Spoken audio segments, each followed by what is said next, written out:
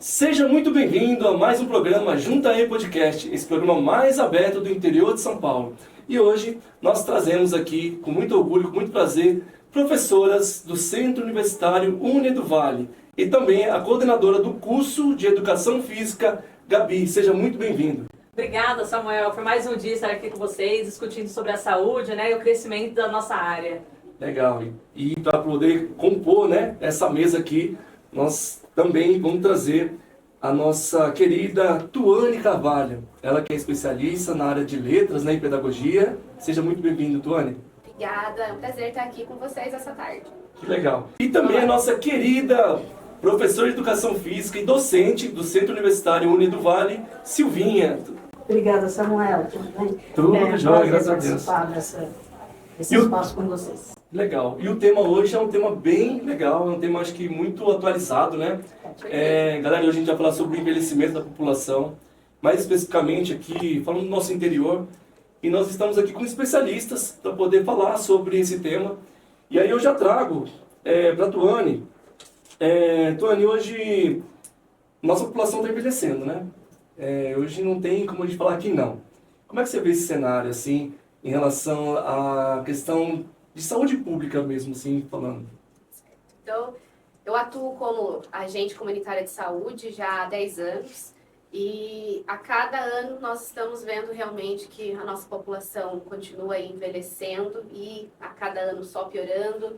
Questões de saúde, diabetes, hipertensão, saúde mental, tudo isso colaborando. E hoje a gente veio aqui para falar sobre essa questão da atuação do profissional de educação física, que é de grande valia nessa questão dos nossos idosos. Nossa, que bacana. É legal, assim, pra gente poder falar desse tema. Bastante.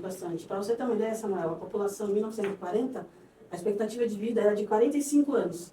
Hoje, 2024, a expectativa de vida já subiu para 76 anos e meio. Então, assim, a nossa população, além de estar envelhecendo, está envelhecendo com qualidade. Então, é bem bacana quando você joga isso em números. Isso que eu ia falar, Acho que a questão não é só o fator idade, Também a pessoa ela poder falar assim, poxa, eu tenho 70, tenho 80, mas eu tenho uma qualidade de vida. Então é importante a pessoa não pensar só, poxa, a população está envelhecendo, mas as pessoas estão envelhecendo com qualidade de vida? Exatamente. Então hoje em dia, o que a gente pode perceber é que as pessoas elas procuram não fazer atividade física depois que são doentes. Elas estão procurando um profissional de educação física para prevenção de doenças, Então, o que se fala hoje é que as pessoas estão Pode voltar, Então, que hoje em dia as pessoas elas estão mais aptas a fazer atividade física, elas estão envelhecendo com qualidade de vida. Então, antigamente, o que se falava, que 50 anos era uma pessoa idosa. Hoje, com 70, é difícil você falar que é um idoso. Que a qualidade de vida que eles têm é muito diferente de antigamente, Silvinha? Sim. Hoje a gente já costuma chamar o idoso de um idoso ativo, Hoje, se você chamar uma senhora de 60 anos de idosa, é uma ofensa. Porque hoje você puxa aí nas redes sociais, elas estão mais marombadas do que as meninas de 30, Sim, Umas jovens de 30 anos. E é isso que a professora Tuane falou. Então, a gente vai trabalhar na prevenção das doenças crônicas, Então, o papel do profissional de educação física hoje ele tem que se preocupar com o envelhecimento. E como que você vê essa questão da conciliação do professor de educação física diante desse cenário? Assim, como é que você consegue enxergar esse momento, assim, pensando de forma geral, assim, Tuane? Bom, a gente pode pensar na inserção deles dentro, por exemplo, de uma estratégia de saúde da família, para poder auxiliar. Nós temos o conhecimento do território, o conhecimento dos locais, então a gente tem essas academias ao ar livre, para ser usada da melhor forma e com essas pessoas, porque hoje em dia eles estão buscando melhorar a saúde, diante a prática de exercícios, uma caminhada. Então as pessoas já estão em busca disso. E aí hoje em dia era uma coisa muito interessante. Você tocou num tema aí falando sobre as academias que tem nos parques, Acho que praticamente em São Paulo, toda cidade tem um parque que tem essa academia ao ar livre. Só que assim, o que eu vejo, é uma academia que tem aparelhos, não é aparelhos como aparelhos de academia, é uma outra linha, Mas são aparelhos que já dá para poder fazer muita coisa. Só que como que trabalhar nessas academias se não tem um profissional de educação física ali fazendo acompanhamento? Como que você vê Então, isso? exatamente. Essa é a parte mais complicada, né? A gente teria que entrar junto com a prefeitura para a gente pedir um apoio para ter mais profissionais de educação física auxiliando nessas atividades ao ar livre. Nem que colocassem horários para ter certas atividades, porque o espaço está ali, os equipamentos estão ali, só que ninguém sabe usar. Aí acaba virando um parque de diversão.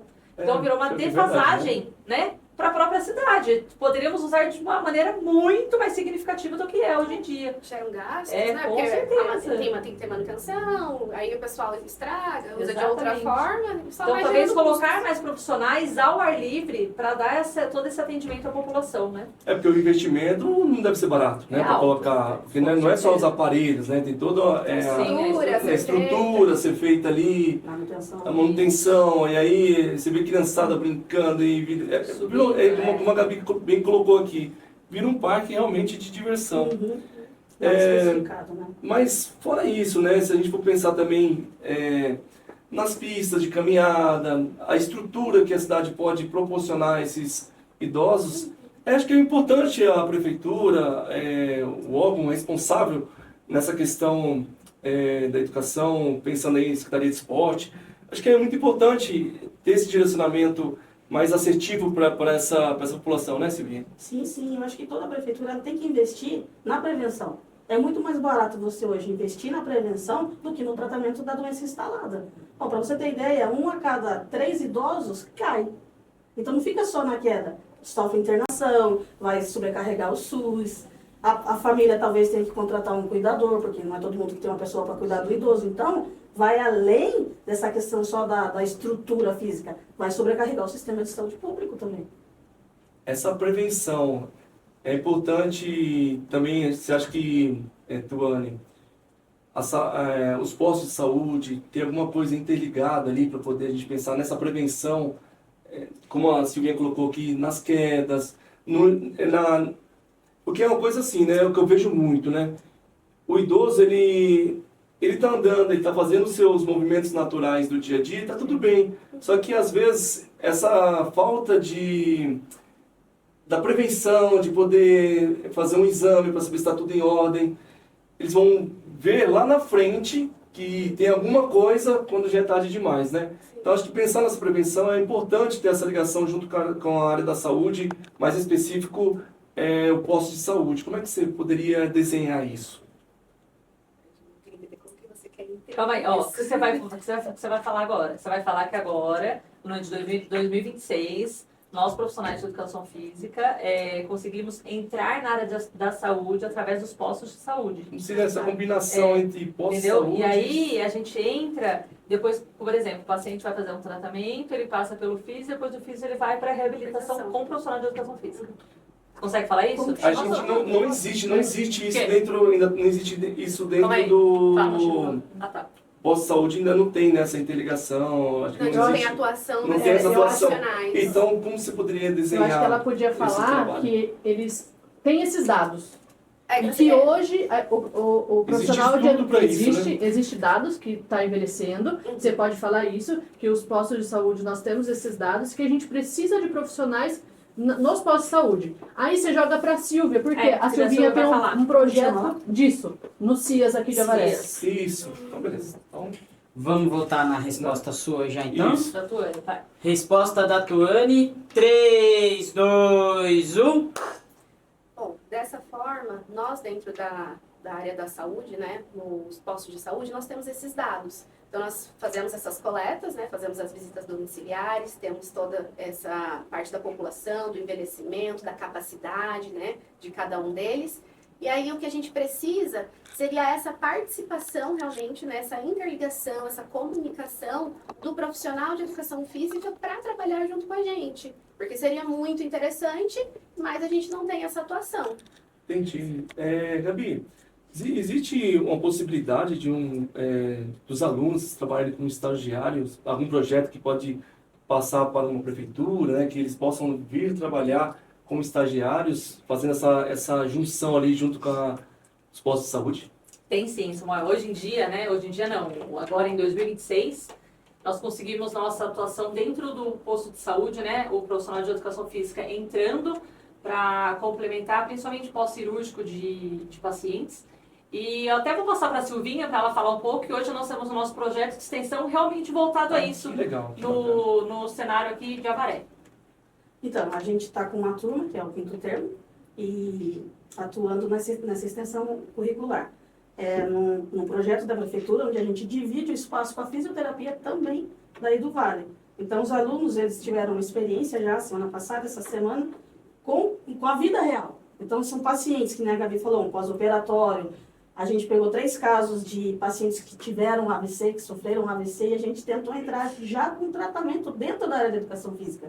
Porque só era visto como fisioterapeuta trabalhando na reabilitação. E não, a gente conquistou o direito, a gente tem o direito de trabalhar na reabilitação também. Então, a gente casou junto com a fisioterapia esse trabalho legal. E lá na prefeitura, então, a gente está trabalhando na saúde primária, né? Da saúde primária. Desse paciente.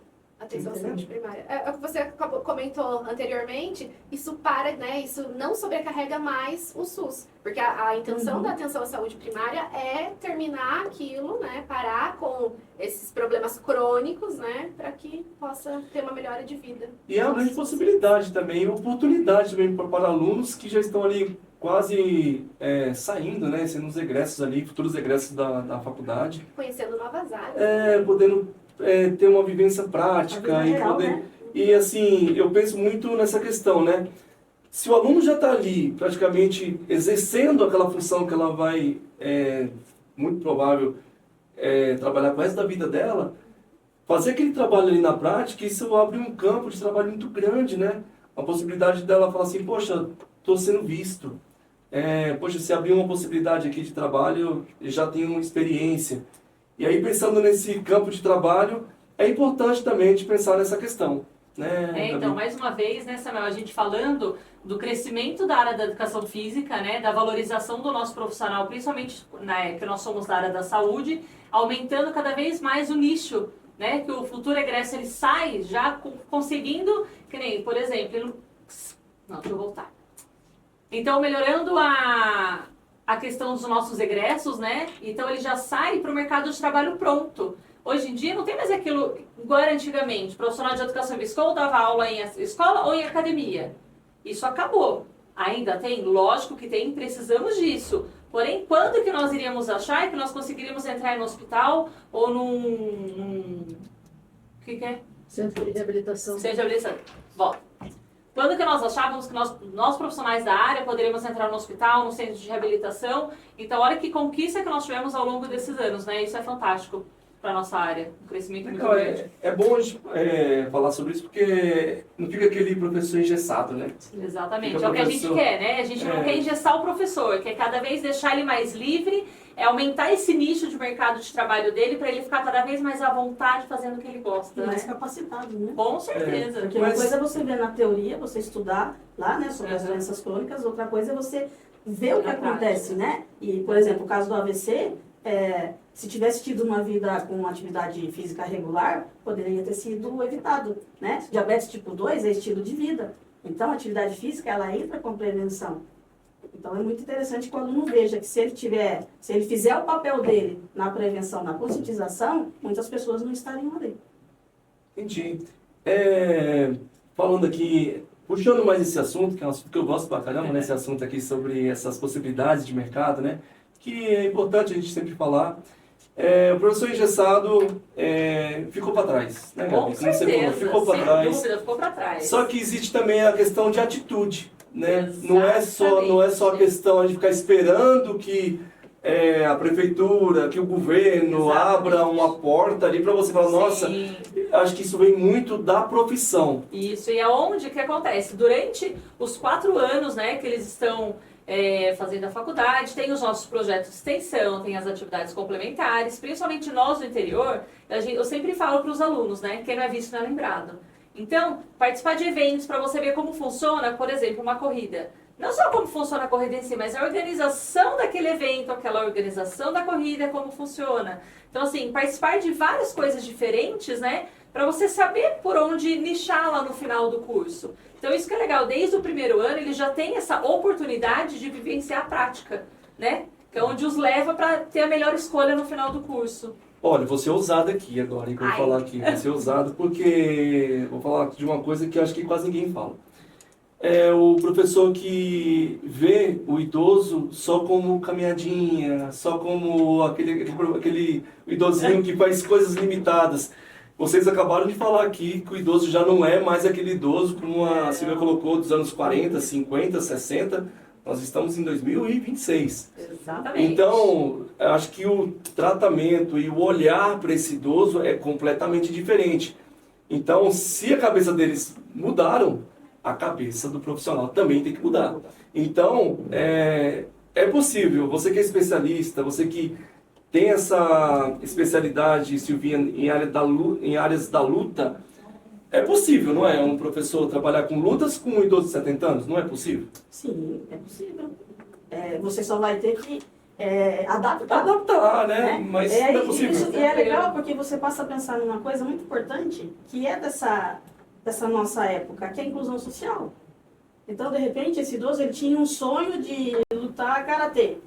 É só você adaptar a arte marcial para esse idoso, para essa idosa, né? Então, dá para adaptar sim. Porque O professor só precisa ficar só pensando só em caminhadinha, né? Faz só caminhadinha, sabe, coisinhas assim para poder... Não, acho que não. Esse modelo, esse formato de idoso já caiu há tempos, né? Hoje, o que nós procuramos no idoso? Força. O idoso tem que carregar peso, sim, sem dó. Carregar peso com qualidade de vida. Por quê? Ele carregando peso da maneira adequada dentro de uma academia, ele vai poder ir no mercado e carregar quantas sacolas for preciso. E na casa dele, se precisar carregar um vaso, pegar alguma coisa no chão, vai conseguir agachar de uma maneira adequada, sem se machucar, sem dar aquele mau jeitinho que acaba até paralisando uma coluna aí, entendeu? Então, aquele idoso lá, esquece. Estamos falando do idoso moderno, né? O idoso que ele faz força, sim. Essa é a nossa nova geração, então, né? se o idoso quiser pular de paraquedas... À vontade. Saltar. Tem que ser cuidado, tá tudo certo, né? Com certeza. Gente, nós estamos chegando aqui no final do nosso programa. E eu gostaria, todo o programa, a gente sempre deixar uma mensagem final. Silvinha, como é que você poderia deixar essa mensagem final para esse professor, pensando nesse tema que a gente colocou aqui, sobre esse envelhecimento da população? Acho que não é só para o professor, né, para o futuro profissional de educação física, mas também para toda a população idosa. E hoje o movimento ele não é mais uma opção. Hoje é uma estratégia de saúde pública e de longevidade. Legal. E você, Gabi? Eu penso na questão principalmente para a população, né? Pensar sempre na força. Faça força sim, não tenha medo de entrar numa academia, não tenha medo de procurar um profissional de educação física, que cada vez mais nós estamos mostrando a nossa potência, o nosso crescimento no mercado de trabalho. Legal. E você, Tuane? Bom, como professora de metodologia, a mensagem que eu gostaria de deixar é para que os alunos continuem pesquisando, continuem lendo bastante, para que eles não acreditem no que dizem para eles, mas que eles formulem o próprio pensamento. Legal. Gente, muito obrigado. Agradeço demais, Tuane, Gabi, Silvinha. Obrigada. É muito bom ter vocês aqui. Acho que foi um papo muito relevante, muito legal. E assim, galera, acho que o envelhecimento está na mente, né? Não só da pessoa que está envelhecendo, Sim. mas também do profissional que tem uma mente de velho, né? Uma mente mais atrasada. Então, mais um podcast, Junta aí Podcast. Gente, muito obrigado. Até uma próxima. Obrigada.